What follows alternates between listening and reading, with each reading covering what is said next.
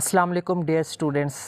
आज के लेक्चर में हम बात करेंगे fourth application of Ampere's law. Last lectures में हम पहले 3 एप्लीकेशंस को डिस्कस कर चुके हैं एम्पेयर्स लॉ की। आज हम देखते हैं इसकी फोर्थ एप्लीकेशन को कि हमारे पास फोर्थ एप्लीकेशन क्या होती है।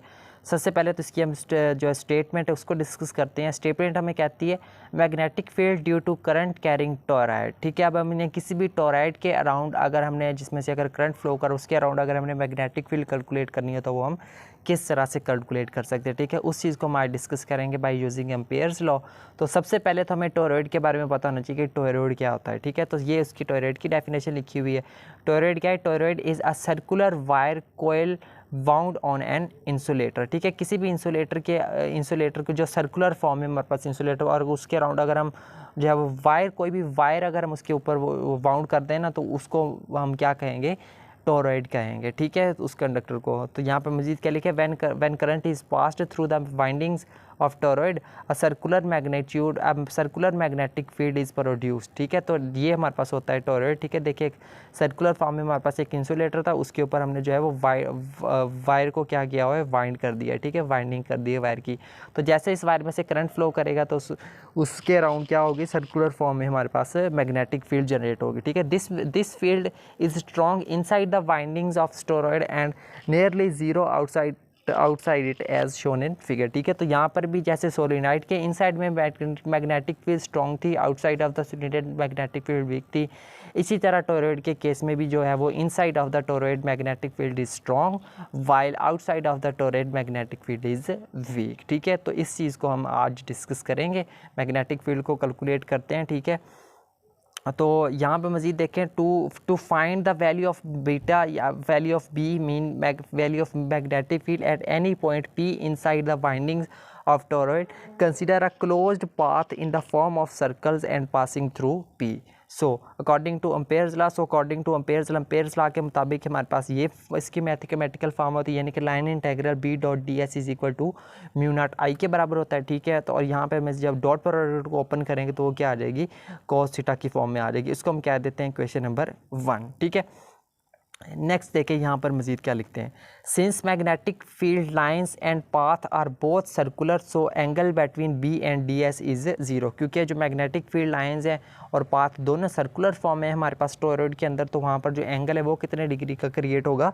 0 डिग्री सेंटीग्रेड का वहाँ पे एंगल बनेगा। ठीक है, सो यहाँ पे इसको अगर हम इक्वेशन नंबर 1 में हम यहाँ पे इसके वैल्यू पुट कर दें यहाँ पे, ठीक है, एंगल की, तो हमारे पास क्या फॉर्म बनेगी? इक्वेशन ये आ जाएगी। कॉस थीटा हमें पता है 1 के बराबर होता है। ठीक है, उसकी जगह पे हमने 1 लिख दिया, 1 को अंदर मल्टीप्लाई किया तो सेम फैक्टर हमारे पास दोबारा आ जाएगा। यहाँ पे हमने बी को बाहर निकाल के लिख लिया। ठीक है, इसको हम कह देते हैं क्वेश्चन नंबर 2। ठीक है, ये वाली क्वेश्चन नंबर 2 नहीं है आपके पास, इसको हम कह दिया। ठीक है, क्वेश्चन नंबर 2। नेक्स्ट देखिए यहाँ पर मजीद हमें क्या कहने की कोशिश कर रहे हैं। Since integral D S is equal to the length of the circular path which is equal to the circumference of the circle 2 pi R. तो हमें पता है कि ये जो इंटेग्रल डी एस है ये हमेशा किस चीज़ को रिप्रेजेंट कर रहा होता है? मोस्ट ऑफ द केसेस में ये सर्कमफ्रेंस 2 पाई आर को रिप्रेजेंट कर रहा होता है। ठीक है, तो यहाँ पर भी हमारे पास इंटेग्रल डी एस की वैल्यू क्या है? हमारे पास 2 पाई आर ही है।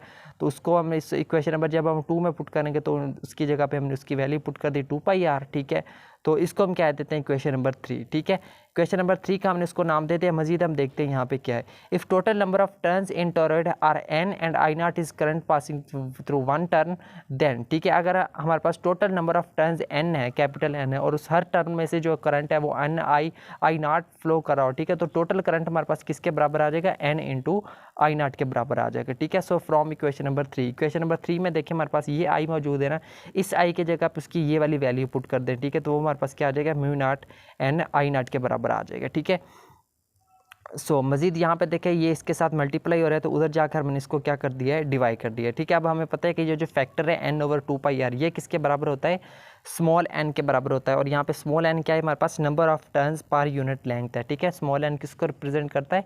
Number of turns per unit length के हिसाब से कितनी टर्न्स आएंगे उसको रिप्रेजेंट करता है स्मॉल n। ठीक है, तो इसका मतलब है इस फैक्टर की जगह पे हम क्या पुट कर सकते हैं? स्मॉल n हमने पुट कर दिया। ठीक है, और यहाँ पे देखें ये जो हमारे पास जो है वो यहाँ पे इसको अगर हम थोड़ा सा हम रीअरेंज करके लिखें तो ये क्या बनेगी, magnetic field B is equal to mu naught N I naught के बराबर आ जाएगी। ठीक है, इसको हम कह देते हैं क्वेश्चन नंबर 4, और यही वो हमारे पास मैग्नेटिक फील्ड है जो हमने कैलकुलेट करनी थी। ठीक है, तो यहाँ पर हम लिखेंगे this is the magnitude of magnetic field in side toroid and it depends upon number of turns per unit length. और ये किसके ऊपर डिपेंड करता है, नंबर ऑफ टर्न्स के ऊपर डिपेंड करता है। ठीक है, पर यूनिट लेंथ के हिसाब से। क्लियर है स्टूडेंट। तो ये थी हमारे पास आज की एप्लीकेशन जिसमें हमने मैग्नेटिक फील्ड किसी भी टोरॉइड के हमने जो है वो कैलकुलेट की है। सो यहाँ पे आप इस पेज का भी स्क्रीनशॉट ले सकते हैं। ठीक है, इस पेज का, और इसके साथ आप इस पेज का भी स्क्रीनशॉट ले सकते हैं यहाँ पे, और साथ में ये हमारे पास है इसका फर्स्ट पेज, ये था। ठीक है स्टूडेंट, तो बस आप इसको ज़ुबानी लिख लिया करें एक दफ़ा। ठीक है, लेक्चर बंदे को वैसे ही तैयार हो जाता है अगर बंदा एक दफ़ा देख कर लिख ले, तो एक दफ़ा वीडियो को सुन ज़रूर लिया करें, लेक्चर को देख लिया करें एक दफ़ा अच्छे तरीके के साथ। 5 से 6 8 मिनट की वीडियो होती है। ठीक है, ज़्यादा लेंथी लेक्चर नहीं है। सो एक दफ़ा अच्छे से देख लेंगे तो आपके काफ़ी सारे छोटे छोटे पॉइंट्स हैं जो कि क्लियर हो जाते हैं। ठीक है, तो बस यही था हमारा आज का लेक्चर जिसमें हमने 4th application of Ampere's law को डिस्कस किया है।